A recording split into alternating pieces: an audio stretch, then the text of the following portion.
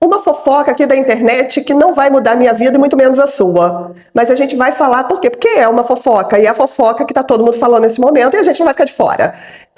Vocês conhecem o podcast Vênus? O Vênus Podcast, que quem apresenta é Yasmin, a Yas, inclusive é um podcast super leve, descontraído, a Yas é super inteligente, vocês já ouviram falar, né? É um podcast grande, que recebe celebridades, pessoas influentes e tal. Então, não é que agora meteram aí na internet um outro podcast que tá começando, sabe? Mas com o mesmo nome do podcast que a Yas apresenta.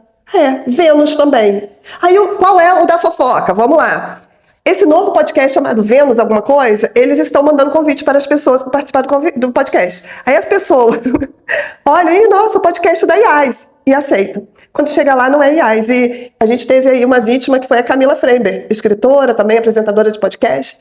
Ela foi no podcast e chegou lá, ela viu que tinha algo estranho, cenário diferente, a Yas não estava, aí sentou a moça lá, que era apresentadora do novo podcast chamado Vênus, e ela viu que ela estava no local errado, ou melhor, ela estava no local certo, mas que ela foi achando que era um podcast e era outro. Mas o bom dessa fofoca não é só isso, né, que a Camila participou de podcast errado.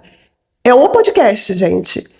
Se vocês jogarem na internet Camila Frember, podcast errado, vocês vão ver uns cortes que, assim, no mínimo, curioso e estranho. Porque a apresentadora do podcast Vênus da Shopee, né? Porque não é o original, né? O Vênus da Shopee, ela é meio... só fala dela. Ô, moça, você tá entrevistando pessoas, né? Você tem que deixar as pessoas falarem. Eu não tô rindo, não, tá? É um assunto sério, espasmos que eu tenho na fuça. Tem que deixar os outros falar, ela não deixa. Ela fala muito dela, dá as viajadas na maionese, sabe? Coitada da Camila. E ficou um negócio bem estranho, ficou. Mas é isso, gente. Então, hoje, até para você ir no podcast, aceitar um convite, você tem que averiguar, talvez fazer uma chamada de vídeo, né? Ou talvez tenha que ter aquela verificação facial, né? Para ter certeza de quem é. Porque o povo tá metendo podcast aí na internet com o nome de podcast grande. Assim fica fácil receber um monte de gente influente, hein?